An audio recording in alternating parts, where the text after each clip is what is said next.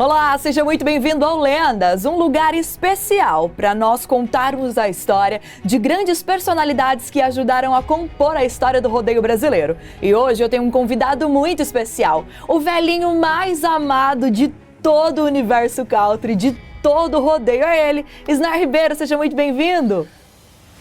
Obrigado, Everton. Prazer estar aqui no BR TV Max. E eu estou muito contente que esse projeto Lendas é muito bacana, né? Que a gente vai ficando velho, a tendência é ficar esquecido.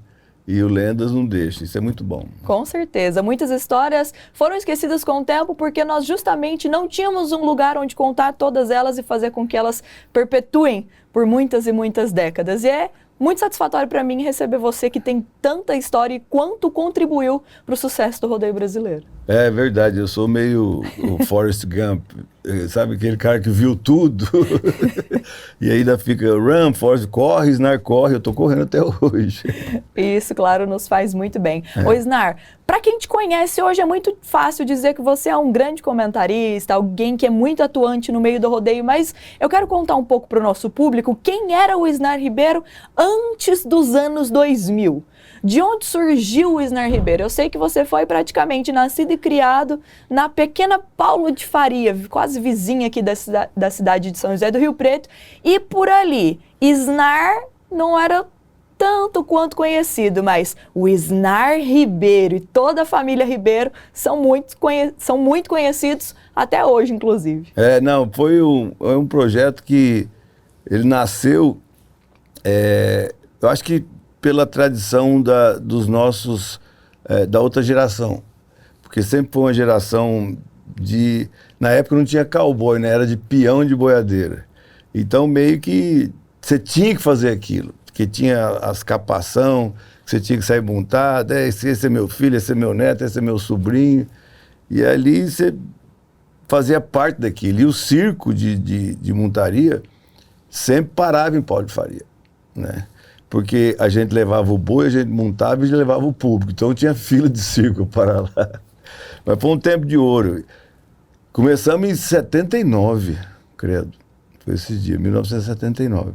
Você tinha praticamente aí dos 14, 15 anos. Foi o Djangão chegou em Paulo de Faria, e que ele foi a tocar berrante pro Sérgio Reis. E eu nunca tinha visto um cara de chapéu assim, abaixado, porque os nossos chapéus eram tudo aqueles antigos, bem boiadeiros, né? E de camiseta, bota, fivela. Nós olhamos e falamos assim, bom, se aquilo ali não é Deus, tá perto. E aí o Tião já que chegou nele, falou, o meu fraco é montar em boi, muito prazer. E ali começou tudo, porque dali nasceu o convite, né, pro Tião ir para os Estados Unidos, né? E aí o Tião foi e voltou, ele era o nosso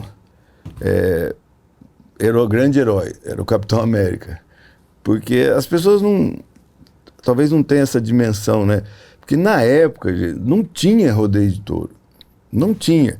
Hoje a gente vê várias histórias de antigos, mas esses antigos, que falam nada contra eles, cada um tem sua história, eles vieram 10, 12 anos depois que a gente começou, que já é muito antigo, né?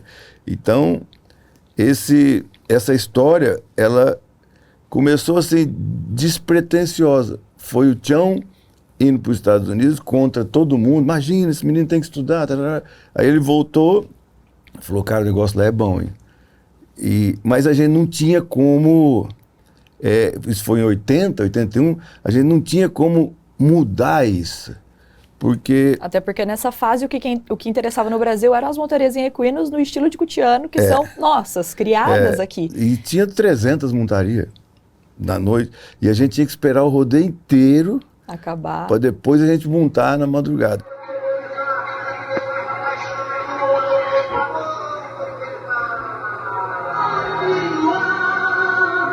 O simples fato de você embretar um touro era um acontecimento. Porque não tinha os facão, não tinha os bretos de trás, os corredores para já cair. Era tudo no lastro, as porteiras abriam dos dois lados para cavalo, a porteira era larga, o boi ficava tocando de roda lá dentro. E aí a gente quebrava tudo os bretos dos caras, que era de pau. E esses meninos de boi acabam com a gente. Isso aqui demora demais, rodeio de boi, larga isso para lá. E fomos lutando. E até que a coisa foi pegando, começou a aparecer mais gente, né? Veio os meninos da Riolândia, depois veio Itápolis, Itajubi, aí foi alastrando. E se tornou, já pensou, 13 títulos mundiais. Começou lá de trás, né? Eu acho que a gente tem muita satisfação de ver isso, né? Que hoje eu ainda estou no meio, eu vejo... O Flávio Junqueira falou um negócio para mim, ele falou assim, cara, você é o único que viu todo mundo começar e terminar. Eu vi a carreira de todo mundo, do Vilmar, indo lá atrás, do Fabrício, do Rogério, do Adriano, e estou vendo as de hoje também. E, se Deus quiser, eu vou ver um punhado ainda. Você está ajudando a contar todas essas histórias. Ô, Isnar, voltando um pouquinho, então, você logo no início via apenas as apresentações de montarias em touros, até conseguir ingressar de verdade a modalidade dentro do rodeio. Como que foi essa jogada? A gente tinha uma resistência muito grande dos tropeiros de cavalo. Porque você imagina 300 montarias, 250 montarias, o tanto de cavalo que tinha no fundo do breto. E quando não tinha curral, não tinha nada, se hoje as querências, a gente já escuta, tira os cavalos lá que vai vir uns touros, já dá um... Imagina lá, que os animais eram todos soltos, todos de cabresto lá atrás. E a gente com um touro no meio, entrando debaixo de cavalo, aquele banzé. Então tinha, sim, uma resistência muito grande. E aí, para piorar a situação, quem é do tempo antigo vai lembrar, como o Tião veio e trouxe uma vestimenta diferente, que era a calça Wrangler, na época as coisas mais western, né, mais country, aí já veio o filme em 80 veio o filme do Urban Cowboy, do John Travolta, aí a gente já pegava aquelas fotos, porque não tinha telefone igual hoje, né, e ia nas costureiras e fazia igual.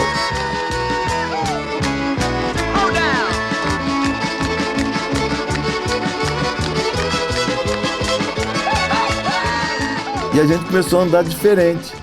Aí veio aquilo que... peão de boi não precisa de dinheiro, não. Eles têm dinheiro. Só porque a gente andava. Então, foi duro. Mas aí depois, só em 80, você tem uma noção, nós fomos de 79 até meados de 85, 86, sem saber a nota que tirou. Ficava a comissão julgadora lá em cima, junto com o locutor, na casinha do Sapo. Então, era difícil, você julgava e chegava no domingo, você montava, você chegava no domingo, você ficava esperando, será que eu estou na final, será que eu não estou? Era uma loteria, né? Foi isso que, de 82 até 86, o cara ser juiz de rodeio era uma aventura, porque não tinha regra, não tinha punição, não tinha nenhuma instituição. Cada cidade falava, meu rodeio mandava eu. Então, se eu desse um soco no juiz aqui, no tabuado onde você teve, eu podia montar do outro lado em Santa Albertina. Ninguém ia me encher o saco. Então foi acabando os rodeios, né? Aí foi aparecendo os juízes que tinham um adjetivo depois do nome, não de qualidade para julgar, de ser bravo ou de não se meta comigo, né? Tanto é que o Matsuda, ele se tornou um juiz, primeiro porque na época dizia a lenda que ele sabia karatê. Então já era uma garantia para ele. Que ninguém ia mexer com ele, não importava a nota que ele deu. Não, e saía uns bang-bang, saíam uns bang-bang feios. Mas isso tudo foi evoluindo, né? E depois de 87, 88, já começou a ter nota, né? Nós fizemos um rodeio no Ibirapuera, já chamou atenção. Os tropeiros falaram, bom, não dá mais para segurar, né? Em Barretos, que eu considero que foi a virada do rodeio de touro. Quando a gente fez o rodeio do primeiro ano no recinto novo e ainda não tinha uma iluminação boa. E o rodeio de touro saiu à tarde e o de cavalo à noite chegou muito rápido. E apareceu mais o touro naquilo ali, né? Ou seja, a gente segurou o público, né? E começou a ficar bom. E o pessoal gostava de ver aquilo. Porque o cavalo, imagina, você vê 250 montarias, 200, né? Quantas boas você ia tirar no meio? É que era uma festa, era uma celebração, era uma coisa bem mambembe, né? Folclórica. Ninguém tinha obrigação com o horário, o cara queria saber quantas horas você vai ficar aí montando, que não tinha show, as pessoas queriam ir na barraca, comer churrasco. Era uma confraternização, né? A festa do peão. E no meio dessa confraternização tinha 4, 5 caras doidos lá montando os bois, passando por cima. Mas, cara, foi um tempo de ouro. Foram aparecendo os touros, que foram dar nome, né? Aí já veio aparecendo novos competidores. Fizemos o primeiro encontro nacional do cowboy de touro, que foi em Rio Preto, na Avenida Nossa Senhora da Paz. Hoje tem um ginásio lá. E antes era um terreno, nós fizemos aquilo lá e chocou o rodeio inteiro. Como assim? Um rodeio só de touro? Não, só de touro e bareback também. Uau, peraí, você vai contar um pouco mais dessa história daqui a pouquinho no próximo bloco. Se você tem gostado do que acompanhou até esse momento, nos aguarde mais um pouquinho, porque tem muita história ainda com o Isnar Ribeiro. Aí chegando o delegado falou, é o seguinte, se beber, se brigar, se fazer rolo, eu prendo só de segunda para ir embora.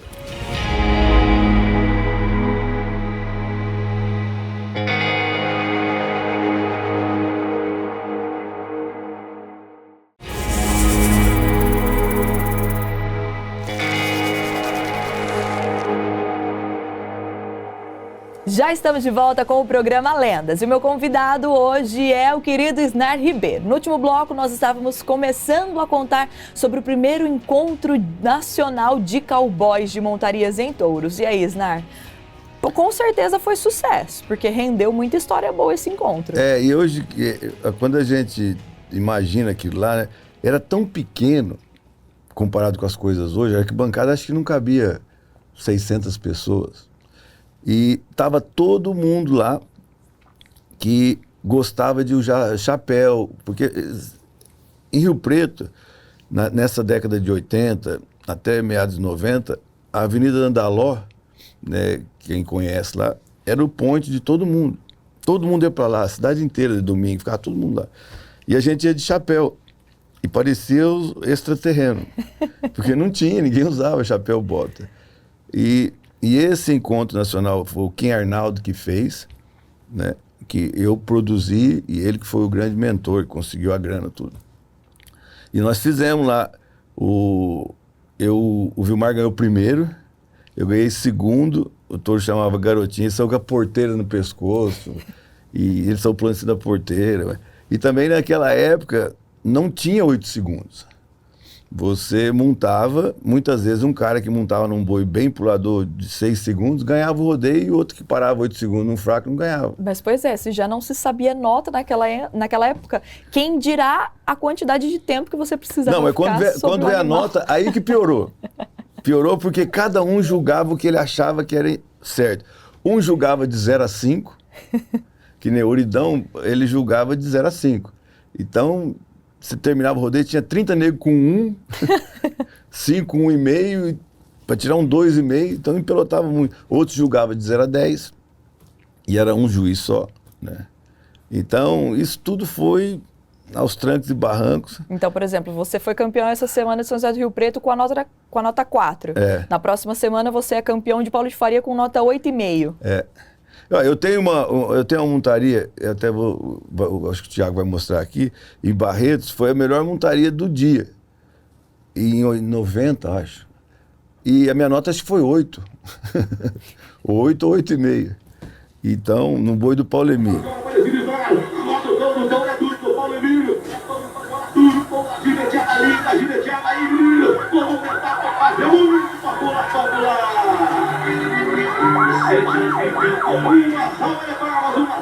Mas a verdade é que a gente vivia um filme que não tinha um roteiro pré-escrito.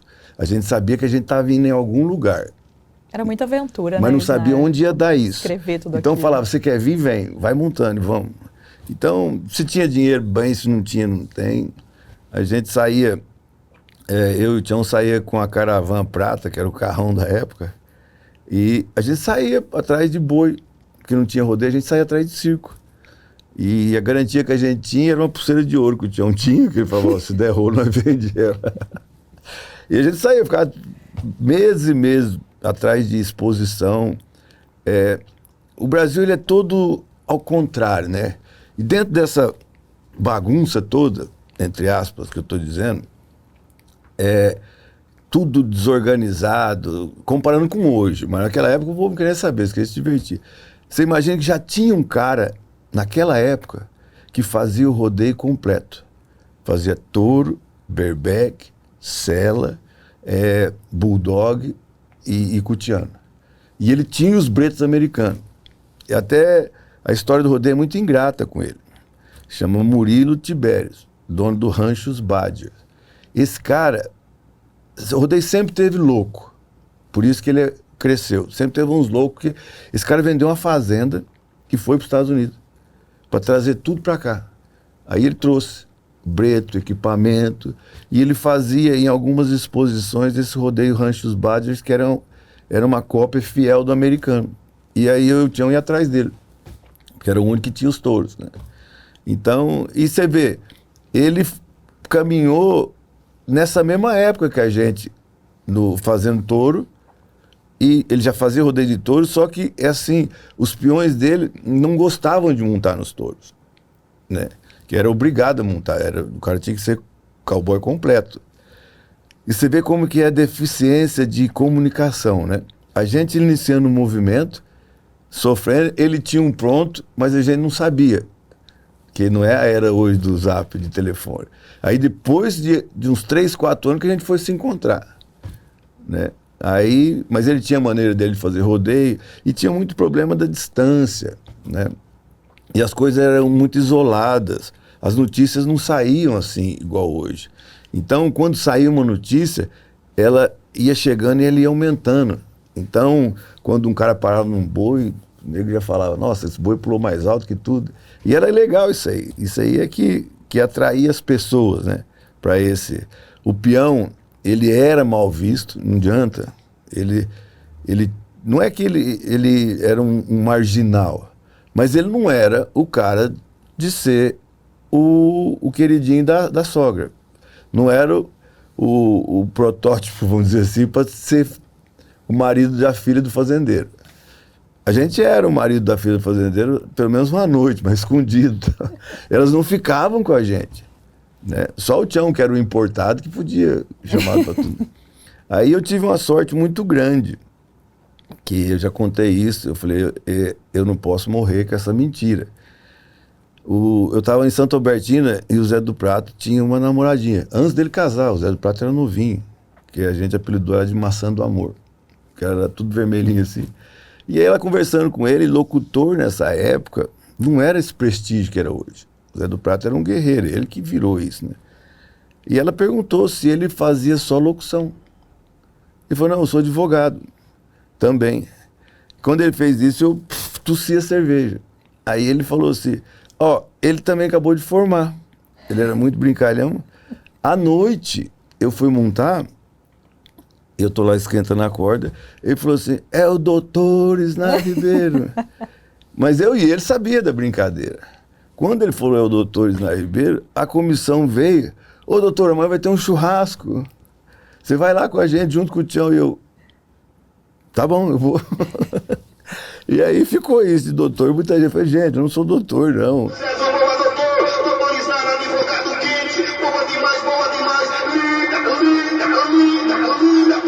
Você vê, eu estou dizendo isso, você precisava ter uma coisa a mais. Hoje é uma fivela de ouro, hoje é um negócio, mas você não podia ser origem, né?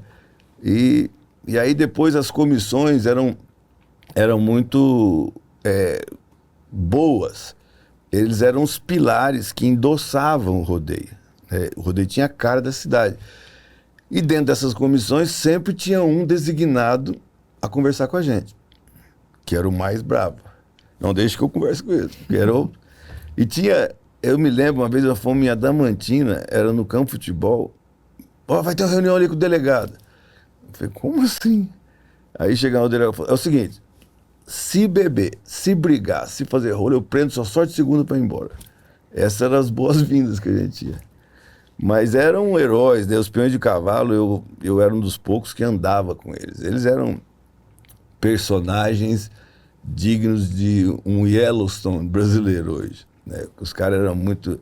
Muito fechados, rústicos, sistemáticos, o jeitão extremo. Deles andar. Ainda são, mas hoje são mais tranquilos. Mas o jeitão deles, eles sabiam, eles gostavam de ser, sabe? Imagina só, não tinha carro. Quando chegavam na cidade, chegava assim 100, 150 peões de ônibus. Chegava tudo junto, parecia que a cidade estava sendo invadida. E aí aquelas botonas de cagar em pé, cheio de fivela aqui, e eu falava, puta, eu quero ser igual a esses caras. Aí depois que desviou, nós fomos pro americano, né? Mas era totalmente diferente. Imagina, cidades em 80, por exemplo, o Showa era bem menor. Rio Preto, todas as cidades eram bem menores. E a população era 3 mil pessoas, né? 2 mil. E chegava 150 homens na cidade. E às vezes o hotel... Era impactante mesmo, à primeira vista. Os hotéis era... Aí a gente começou a fazer essas apresentações. A gente punha 4 touros, 5 touros no caminhão e ia pro rodeio. Quando o Colorado deu essa chance pra gente, aí a gente entrou no rodeio grande, que tinha projeção, né? Colorado sempre já tinha arquibancada de alvenaria e tal. Aí depois que o Colorado, o cara, o seu Alcidone viu a gente, de Taboado, fomos para Taboado, foi o segundo. Aí depois foi embora, porque até então só tinha rodeio em Paulo de Faria, Riolândia e Novo Horizonte de touro, e Barretos. E aí depois que, olha só, isso foi 1 ou 2 anos assim. E depois, Novo Horizonte acabava a temporada, em novembro, desculpa. Em novembro acabava a temporada porque aí vinha a água, né? E Novo Horizonte sempre foi na data da Semana da Criança, dia 12. E depois já não tinha mais nada. Então, um monte de gente sumia. E voltava depois, em março, para Colorado, que era o primeiro grande rodeio. Voltava tudo moreninho, bronzeadinho, que ia trabalhar, né? Onde você estava? O cabo da enxada. Né? Onde você estava? Estava em Santos. Mas... estamos aí já há muitos anos e conquistamos o mundo, né, cara? O Brasil hoje, você vai nos Estados Unidos, você fala que é brasileiro, ele não pergunta se você joga bola, ele pergunta se você monta em boi, né? Porque os meninos ganharam tudo. Mas, cara, eu acho que essas coisas que a gente fala aqui desse projeto Lendas é muito legal. Nos Estados Unidos tem muito isso. E eu acho que essa referência, essa coisa lá de trás, é que vai ditar a próxima geração, né? E que é muito perigosa a próxima geração. Não é culpa de ninguém. Não é culpa de ninguém. É a urbanização do mundo que deixa a gente difícil de colher frutos, de colher grandes competidores. Os Estados Unidos é uma prova disso. O brasileiro não é de outro planeta. Nós estamos ganhando muito lá porque aqui tem uma safra gigante e a de lá está caindo por causa dessa urbanização. Nós estamos criando uma geração de computador que, se você parar, para de jogar aí seu jogo aí, seu Free Fight, ou sei lá o nome, e vai montar num bezerro. Como é que é? Entendeu? Então, eu acho que essas coisas, essa loucura que era dessa época que eu estou contando, na década de 80, de 90, que parece que você sentia o cheiro, a atmosfera, aquilo grudava. Era um trem que parecia uma droga, quem entrava não saía mais. Isso aí deu uma... né? Por causa que a demanda hoje é muito maior. Você vê, naquela época a gente não tinha telefone, não tinha WhatsApp, não tinha nada para ligar para as pessoas. Você falava, liga à noite fulano. E televisão também só tinha um canal só, que ficava todo mundo na Globo lá, porque tinha que fazer tuc-tuc-tuc para virar. Então, essa coisa do rodeio não tinha concorrente. O cara esperava 1 ano aquilo. E hoje, a vida da gente ficou muito rápida. né? A semana começa, quando você vê, já acabou. Porque é muito rápido, você está ali no telefone, conversa com muita gente, é muita informação. E naquele tempo a gente ficava esperando aquele dia, esperando aquele rodeio, né? Hoje em dia os 12 meses passam muito rápido. Cara, a gente pegava a ambulância do hospital, que o pai do Tião era provedor da Santa Casa, a gente pegava a ambulância velha para ir atrás de touro. Já ia com a ambulância, se desse problema. É muita história aqui no Lendas mesmo, viu, gente? Nós vamos fazer mais uma rápida paradinha para um breve intervalo comercial, mas daqui a pouco eu tô de volta para você conhecer a fase pós-montarias em touros na vida do Isnar. Mas eu olhava aquilo e falava, caramba, nós estamos fazendo tudo errado lá no Brasil, né?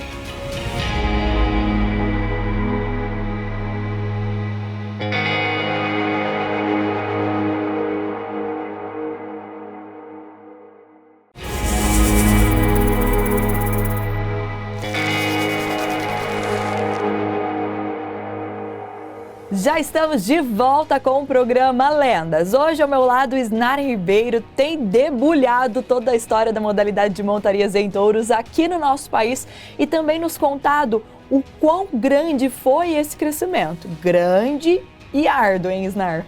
Foi muito. Foi muito. Mas eu até eu ir para os Estados Unidos, né? Que eu fui para os Estados Unidos em 88. Porque você vê bem, o Tião foi em 80. O Diangão foi em 79, 80, 81. O Tião foi em 80 e 81. E eu acho que essa conquista do Brasil lá, ela poderia ser mais rápida. Quando o Tião foi classificar para uma final, ele classificou para essa final e foi lá, voltou para montar, ele machucou o ombro. Ele machucou o ombro e ele tinha até chance de ganhar. E se ele ganhasse lá, ia dar outra cara aqui, né? Mas aí ele voltou como campeão da escola, etc. E nós tivemos um gap de 81 até 88. Ninguém foi para os Estados Unidos nessa época, não saiu, tudo era mais difícil. E aí eu fui em 88. Eu fui em 88, que eu tinha um sonho, né? Eu sempre amei isso aí que eu faço, mesmo das minhas limitações, eu não fui um Silvano Alves, né? Mas eu adorava, eu tava nem aí, eu tava vivendo o meu mundo, né? E aí eu fui para os Estados Unidos. Só que eu fui para Nova York. Aí eu liguei pro meu pai e falei, pai, tem alguma coisa errada. Aqui é grande demais, eu não vi ninguém de chapéu, não vi um cavalo, não vi uma vaca. E eu achei que era igual aqui. Faz a minha. Eu não tinha noção nenhuma de como que era. Não levei equipamento. Bom, eu tive que trabalhar 6 meses para me poder ir no primeiro rodeio. Falar inglês, então? Nada. Nem se fala. Não, ia só no ok. Quando o cara fechava o carro, eu falava, não é ok. Mas aí eu demorei uns 3, 4 meses para mim ter o equipamento, ter o card, para ir na PRC, que naquela época não existia PBR, depois nem Bull Rider Zones, que veio antes da PBR. Mas eu olhava aquilo e falava, caramba, nós estamos fazendo tudo errado lá no Brasil, né? Que eu vi com outra cara aquilo ali, né? E aí eu fiquei até 93 lá. Aí eu dirigia caminhão para poder me sustentar no rodeio. Eu ia fazendo inscrição nos rodeios. Chegava lá e estacionava aquele jumento daquele caminhão, ia montar e depois seguia a viagem. Cara, coisa de doido. E aí isso era como eu tinha como me financiar. Se eu ia ganhar algum rodeio, porque tinha muito day money, você parava num boi, você pega o dinheiro. Então, quando o dinheiro estava indo, eu ia indo. Daí o dinheiro acabava, eu voltava pro caminhão. Aí juntava um dinheiro, alugava um Cadillac e ia pro rodeio. Então, eu vivi um filme, né? E eu fui num rodeio em Ardmore, e que o Lane Frost estava. Aí eu fui lá, pus minha cordinha lá perto, e eu ficava quietinho, não falava com ninguém. Aí ele veio, ele falou assim, você é do Brasil? Eu... Falou comigo, né? Eu falei, sou. Cara, que bacana, tem rodeio lá? Eu não sabia que tinha rodeio lá. Eu falei, não, tem bastante rodeio lá. Legal, boa sorte. Aí acabou o rodeio e eu montei num boi que eu acho que ele tinha um chifre para fazer uns 8 pares de berrante. Nossa, que boi brabo, grande. Aí esse boi pulou, me tacou dentro da roda, quase matou eu. Aí fomos todo mundo comer um sanduíche, depois, perto do rodeio, né? Aí eu tô lá comendo um sanduíche, tudo meio dolorido, aí vem ele de novo. Aí ele veio, ele também tinha caído, aí ele veio, parou na minha mesa e falou assim, brasileiro, as coisas hoje não deu certo pra nós não, mas vai dar. Cara, eu fiquei fã daquele cara ali, só isso. Só pela humildade, né? E depois, isso foi, olha que absurdo, isso foi em maio. Ele lançou o vídeo Bull Talk, né, que eu até recomendo, Bull Talk, ele ensina. E quando eu vi esse vídeo, eu falei, tá aí, ó, não tem jeito de morrer, é só fazer o que ele fez. Esse cara foi um relief, né? Você tirou, agora não é tão perigoso assim, não, é só fazer igual ele falou. Aí ele morre em julho. Aí foi... Um mês depois. Puta, foi em Cheyenne, né, que ele morreu, eu tava lá. E esse touro que matou ele se chama 1S0, Taking Care of Business, do Mac Altizer, que é um cara que tinha em Bay City, perto onde eu morava. Eu montei nesse boi, ele não tinha nada pra matar ninguém. Era um boi velho, na hora dele ir correndo com o chifre assim, ele foi correr essa volta do chifre, pegou aqui na costela dele, o osso fez assim e cortou a... Ninguém imaginava aquilo. Aí, putz, ficou todo mundo sem saber pra onde ia. Mas foi uma destruição, né, daquilo lá. E aí o Brasil, nesse momento, nessa época, começou a explodir o rodeio de touros aqui. Rodei com 10 carros, o seu Moraci Nus, lá do Prata, começou a investir uma bala de dinheiro em premiação, porque naquela época o rodeio era grande e tinha prêmio grande. Se você desse um carro, caminhonete, cada um queria disputar mais que o outro para dar o prêmio. E tanto é que tinha americano que vinha na década de 90, é verdade isso. Tinha americano que vinha na década de 90 para o Brasil ganhar dinheiro para ajudar ele a ir para finals. Porque aqui a premiação era maior, que absurdo. Uau! Até um americano, Philip Elks, agora no The America, falou assim, posso fazer uma pergunta que eu nunca fiz, eu queria sempre fazer. Eu falei, pode. Eu tive lá no Brasil, em 92. Vocês não eram porcaria nenhuma. Não tinha nem Adriana. E a premiação de vocês era a melhor do mundo. Aí vocês ganham 13 vezes o campeão mundial e o prêmio some. Qual que é a recompensa disso? Falei, não, vamos deixar isso pra lá, não dá pra explicar não. E aí, cara, eu começando a viajar, conhecendo as pessoas, voltei pro Brasil para dirigir o Espora de Ouro da Rede Globo. Que ligaram e falaram, tem um cara lá e tal, ele é bom, os caras me ligaram. E, nós queremos te contratar e tal.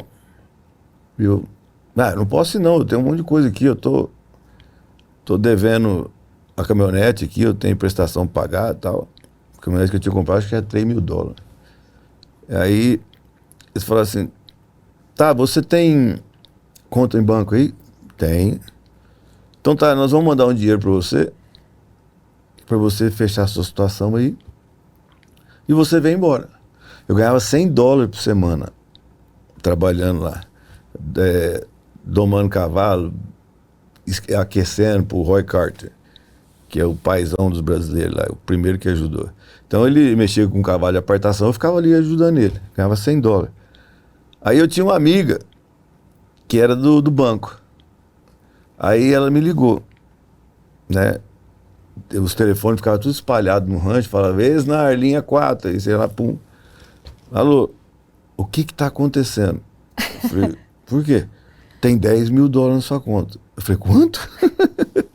$10.000 na sua conta. Eu falei, puta que pariu, eu vou ter que ir embora mesmo. É aí que eu vim. Aí eu vim dirigir o Espora de Ouro aqui, fiquei 2 anos, 3 anos. Aí você já não montou mais? Não, até no Espora de Ouro eu montei. Eu parei de montar em 93, que eu tomei uma cabeçada lá em Colatina, que as pessoas acharam que eu tinha morrido no outro dia e tal. O doidinho chorava. Se ele morreu, eu paro de montar. O Tião também, o negócio foi feio.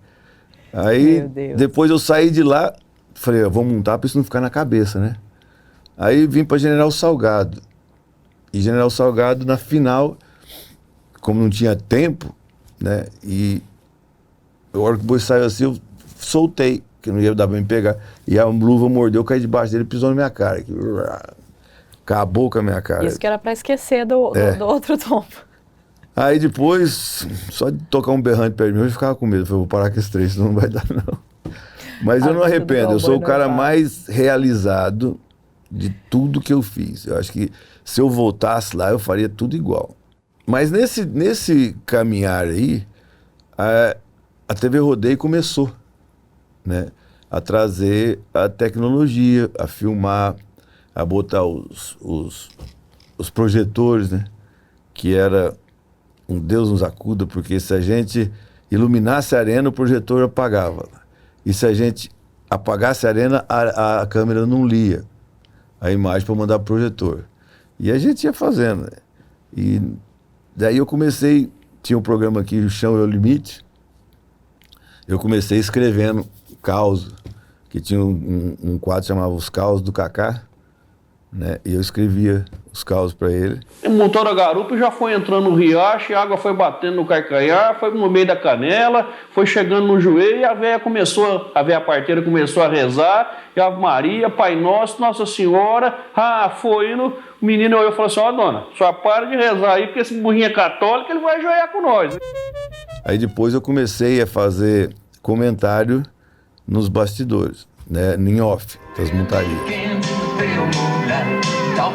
Falei que esse homem é bruto aí, ó. Olha o Zé Edson levando a pamonha. Presta atenção que às vezes ele passa da orelha, só parou no boi, mas você presta atenção que o braço dele tá passando, mas ele tá puxando ele de volta, ó. Ele não tá indo pra ficar lá, tá vendo? Ele volta, bate, volta, volta, volta. Ele não deixa o braço morto ir embora, fazer o movimento até o fim. Quando ele tá indo, ele faz força pra voltar ele na frente. Por isso que ele volta na base, que eu digo, e que consegue terminar a montaria. E depois eu tive um programa Bad Bull na Globosat, aí saí do Bad Bull e vim pra TV Rodeio. Isso foi em 91. Aí depois eu fiz fiz muita coisa aqui na TV Rodeio. E é o teu negócio, me dirás quem tu andas, direi quem tu és. Você começa o dia comigo, cara bom igual eu, você vai terminar o dia bom. Adriano Moraes, e aí, fala pra moçada do Brasil, o que você tá sentindo? Eu acho que não vamos precisar de 2 horas, mas resume bastante. Vou resumir. Eu queria agradecer a todo mundo que me mandou carta, que rezou por mim, que me incentivou. Esse título não é meu, é o título nosso, o título brasileiro. Pra tirar uma nota boa, o juiz quer ver o cowboy em cima, administrar o corpo, botar o peso na perna certa. Você escuta muito comentarista falar isso. Acho que 90% do que eu sou hoje foi de tudo que eu fiz na TV Rodeio, porque se você não tem um marketing pessoal seu, né? E naquela época eu tinha essa vantagem, que eu estava no único canal que tinha, né? A gente fazia transmissão de Barretos, fizemos não sei lá quantas horas direto, não tinha jeito nem de mijar, direto. Eu quero saber se em 93, 94 você estava aí em Barretos, porque eu estava em Barretos e não lembro de você montando. Só o Adriano Moraes. É que ele caía tão rápido. Responde pra mim, estou ligado no Premier Rural assistindo todos os dias. E em 93 eu não estava montando, o último ano que eu montei aqui foi em 91. E o povo só mandava fax. As perguntas que vocês recebem hoje no telefone era via fax. Na época, os caras mandavam fax, que trem ia cuspindo, a gente ia lendo. E para como você trabalha nisso, né?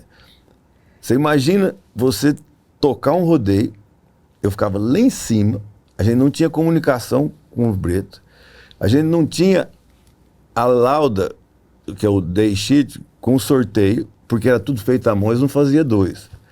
Então, eu tinha que olhar lá embaixo, ou no monitor, para saber quem ia montar, qual que era o boi. A gente não tinha nada, nota, quem teve nota, nada. Então, você tinha que saber se virar, né? E isso, essa coisa até me ajudou eu ser um pouco diferente dos outros comentaristas. Porque os outros comentaristas, eles veem o que está ali. Eu não, eu vejo o que está na câmera. No finalzinho, gente, vocês vão ver, ele tirou 87 pontos. Está engrossando o cardo dos homens que pararam em 2 touros. Ó. E para ganhar Barretos não pode cair de nada. Bem devagar agora, o Thiago. Ó como é que nesse momento ó, a corda escapa da mão dele e ele aguenta um pulo sem a mão, que foi o pulo que precisava para bater o tempo. Vamos ver se deu. Vamos ver se ele vai ser avaliado. Eu acostumei assim, porque ali você vê 3D e a câmera é 2D. Então, eu tinha que contar o que a câmera viu, não o que eu vi ali. Porque às vezes no replay aquilo que você viu no 3D não parece. Então eu comecei a chamar a atenção das pessoas. Isso nasceu numa doideira do Ney. Eu estava lá atrás dos Bretos, em Rio Verde, que eu fui lá para ajudar na organização, era outra história. O Ney falou assim, eu comprei uma máquina aí maravilhosa de replay.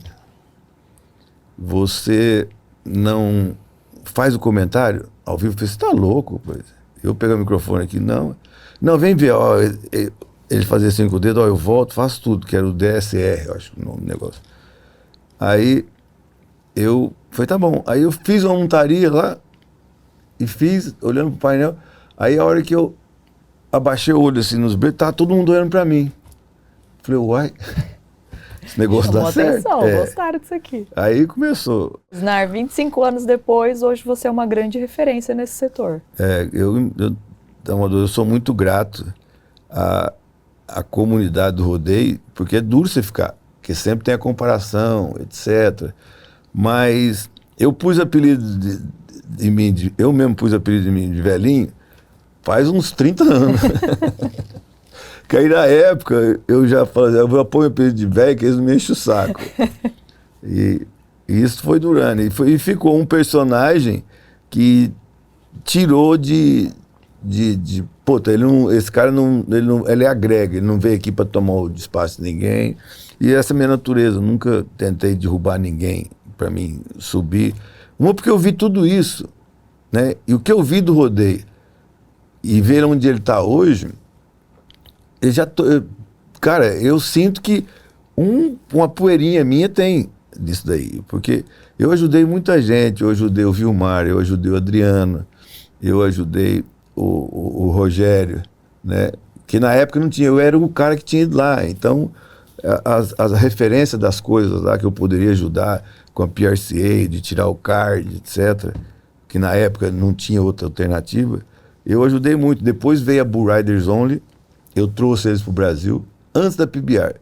A gente fez umas competições internacionais aqui em Goiânia, com os rancheiros.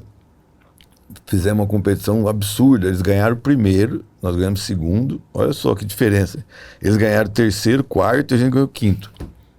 Então, essas coisas todas foram mecanismos, foram ferramentas para moldar os Fabrício, os Adriano, né, os Zé Vitor Leme, né, todas essas gerações, porque tudo tem que ter um início. E isso, o rodeio do Brasil cresceu muito rápido. O de touro, a gente dominou o mundo em 30 anos. Não só mudou o mundo, dominou o mundo, como também mudou o jeito de montar, que o Adriano fez a corda brasileira. Né?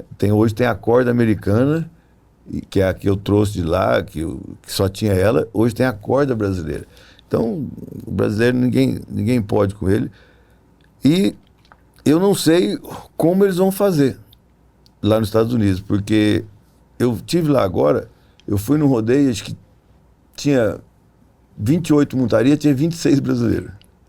Aí fui no outro, tinha 25 montarias, tinha 23 brasileiros. E eles, sem os brasileiros hoje, eles não fazem... Olha que absurdo, hein? A Meca, onde eu fui lá, quando eu cheguei, falei, nossa, onde eu tô? Hoje eles precisam do brasileiro. Precisam, muito. Eles estão investindo na geração nova, né? Mas a geração do João Klimber, eles já viram que eles perderam, porque olha quantos apareceu. O João. Você não tem um destaque dessa idade. Então eles já estão trabalhando o de 8 anos hoje. E isso é que me dá medo. Aqui no Brasil, a gente não está trabalhando isso. Nós estamos vivendo hoje no Brasil o que era os Estados Unidos no começo de 90. Todo lugar tinha um jackpot, que é os bolão. Todo mundo queria ser campeão de boi. Os rodeios touros nos Estados Unidos tinha 2 sessões. Montava 15 no começo, ou 20 no começo e 20 no fim, depois de todos os eventos. E foi aí que saiu o Stuff Hill, o Jim Sharp, Ty Murray, etc. E parou. E aqui tem muito... Um cara me falou um negócio, que ele faz traia de rodeio, que me deixou preocupado. Ele falou, Snar, o que está acontecendo? Eu não estou vendendo igual eu vendia. O que é isso? Eu estou comprando uma traia, fui lá, lutei, pedi dinheiro do pai, da avó, a família inteira ajuda, eu vou trabalhar, comprei aquela traia, não suor danado. E aí eu vou montar aonde? Então, ele não tem, ele frustra e vende para você. Aí você vende para outro. Entendeu? Então isso é um sintoma que, de tanto que tem, a gente tem vários que estão desistindo. E nós temos hoje no Brasil 600 rodeios por aí. 600, talvez nem chega a isso. O problema é, o Brasil sozinho, ele tem o dobro de peão que o mundo inteiro junto tem. Se você juntar tudo que tem na Guatemala, México, Austrália, Nova Zelândia, Estados Unidos, Canadá, não dá metade do que nós temos. Entendeu? Então, essa é uma coisa que a gente precisa atentar, né? Porque os meninos hoje nós já estamos vendo, João Ricardo já falou para mim, falou assim, João Ricardo mandou uma foto de um filme de um bezerrinho novo pulando, parecia um Bruce Lee. Aí ele falou assim, graças a Deus esse eu não vou pegar. Então quer dizer que ele já está pensando em aposentar, né? Então, nós temos mais João Ricardo hoje? Temos. Temos uma caixa com 12 vindo aí. Tem uma molecada que eu não sei, que eu ganho dinheiro vendo montaria. Então tem uns meninos que estão montando, o movimento, eu falo, quem que é esse cara que eu nunca vi? E eles são perfeitos. Porque tem o que a gente não tinha. Hoje tem, ele vai montar no boi, ele tem um vídeo. Aí ele põe slow, volta, vê a montaria dele, vê o posicionamento. Isso tudo a gente não tinha. Então esse brainwash que eles fazem assistindo montaria todo dia, montar é reação. Eles estão preparando o cérebro dele para reagir daquilo ali. Então, eu acho que nós só precisamos atentar para isso aí, né? E agora, o BR TV, ele, na parabólica, eu acho que é um míssil que vai direto aonde tem que estar. Porque o nosso cowboy, a nossa futura geração, ele está na parabólica lá no Acre, lá no Belém, no Pará, ele está na Rondônia, ele está no Mato Grosso, ele não está no urbano. Então, essa parabólica vai direto nele, que às vezes ele não tem, a maioria não tem Netflix, às vezes não tem nem internet, ele tem que ir em tal lugar, subir numa árvore, etc., né? Mas esse negócio que está na parabólica vai em cheio nessa área rural, né? Porque a gente já teve experiências na própria TV Rodeio com programas em parabólica. E eles tinham uma penetração absurda, né? Era um evento nos domingos, as pessoas irem lá e assistir, né, o rodeio. Quantas vezes eu não sentava para assistir o programa do Snar? Então. Estamos de volta no programa que alguém te indicou, Zapeando, você nos achou, assistiu, gostou e ficou. Muito obrigado pela sua audiência. Tem gente que vê até hoje, o cara chega desse tamanho com a mulher, 4 filhos, e vira pra mim e fala, você é o Snar, né? Sou. Rapaz, eu assisto você desde pequenininha, eu olho tudo que é eu falei, bicho. Fala, meu Deus. Mas isso que é legal, né? Que a gente fez lá, ficou, né? Mas eu acho que essa parte de estar na parabólica vai dar uma revigorada nesse interior de rodeio, né? Esses meninos que vão nos bolões, eu acho que vai ser uma nova fase, né? Pra gente garimpar mais guri ainda. Com certeza. Você vê, muita gente me manda que eu sabia que estava acontecendo, mas não sabia que já estava full time. Aí começou a chegar imagem, o cara filma a televisão e mostra. Olha o que eu sei aqui, ó, tal, 1000 anos atrás. Aí eu falei, pô, e é impressionante como chega, porque a gente sabe o que é uma resposta de internet hoje, de viralizar, etc. Mas desse tipo de gente, esse fã mandar pra gente, isso é muito bacana. Quem sabe a gente não melhora, né? Mais ainda esse interior que você vê. O nosso Brasil, por exemplo, Mato Grosso tem 101 cidades. né? Dá para fazer mais uns 30 lá, ainda que hoje deve ter no Mato Grosso aí por volta de 60, 70 rodeios, que não é. A Rondônia tem 59 cidades, metade faz rodeio, né? O Pará tem muita coisa para explorar, né? Tem o Ítalo Todd lá fazendo os rodeios dele, mas dá para melhorar mais ainda. Quando eu digo melhorar, mais rodeios. Minas tem 800 e essa parabólica em Minas vai trazer muita coisa boa. Com certeza. E vamos ver se eu vou gravar mais uma história daqui 10 anos. Daqui 10 anos não, eu precisava de pelo menos mais umas 8 horas aqui para continuar com esse Lendas. E se em algum momento, por um acaso, essa chama se apagou dentro de você que nos assiste, você desistiu dos seus sonhos por falta de repente, conhecimento ou oportunidade mesmo de estar dentro do rodeio, eu tenho certeza que o BR-TV Max, dentro da Parabólica Digital, vai reativar e reacender essa chama dentro de você. E assim que você tiver um momento, uma oportunidade, vai estar ingresso dentro do rodeio brasileiro. E assim como o Isnar, daqui a algum tempo, contando a sua história e contribuindo também, né, Isnar, para o sucesso do rodeio como um todo. É verdade. O bom é que tudo que eu estou falando aqui é como se fosse um menu. Porque todas as coisas que eu estou falando aqui vai passar aqui no canal.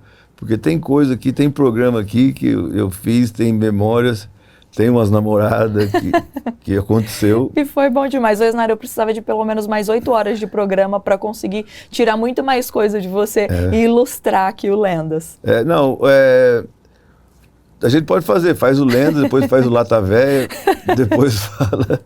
E vou te trazendo. Saudade da minha terra, mas eu tô contente de estar aqui, bicho. Que bom, Isnar. Gente, eu já agradeço a sua presença, a sua boa vontade em conversar com a gente e de perpetuar um pouco de toda essa história que você viveu, porque deve ter sido muito satisfatório e prazeroso estar lá desde o começo, ver esses meninos crescer dentro do esporte, hoje se transformar em grandes campeões. Alguns já se aposentaram e você se mantém vivo, firme, com essa mente brilhante, ilustrando muitas montarias por aí. Amém. Você vê, na própria... hoje é o BR-TV Max, mas a TV Rodeio, eu trabalhei com o pai, trabalho com o filho. Com o pai, a gente ia para Las Vegas com uma câmera que não dava para filmar nada, porque era totalmente arcaica na época. Aí Ted Nuss, ele foi campeão mundial em 82. A ESPN, que tinha os direitos, eles ficavam com aquelas câmeras, olhavam pra gente, aí a gente falava que estava fazendo um trabalho para a escola. Mas deu tudo muito certo. E o Ney ficava em cima de uma bateria, assim, hoje, agora eu vou para assistir a final da PBR e vou encontrar o filho do Ney, o Thiago, lá com a câmera. Você vê como é que a coisa evolui. E o bom disso tudo é que eu tô aqui ainda. Isnar, muito obrigada pela sua participação. Foi uma grande satisfação receber você aqui. Obrigado, e contar um pouco da sua história dentro do rodeio brasileiro. Não, bom você ver. Você já é a segunda geração disso tudo que nós estamos falando.